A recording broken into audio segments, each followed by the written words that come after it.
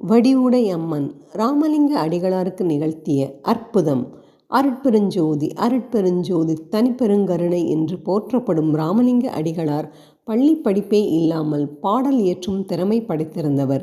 சிறுவயதில் இருந்தே திருவொற்றியூர் இறைவனை வணங்கி இக்கோவிலின் தலவிருட்சமாகிய அத்தி மரத்தின் கீழ் அமர்ந்து தவம் புரிந்து சிவனருள் பெற்றவர்.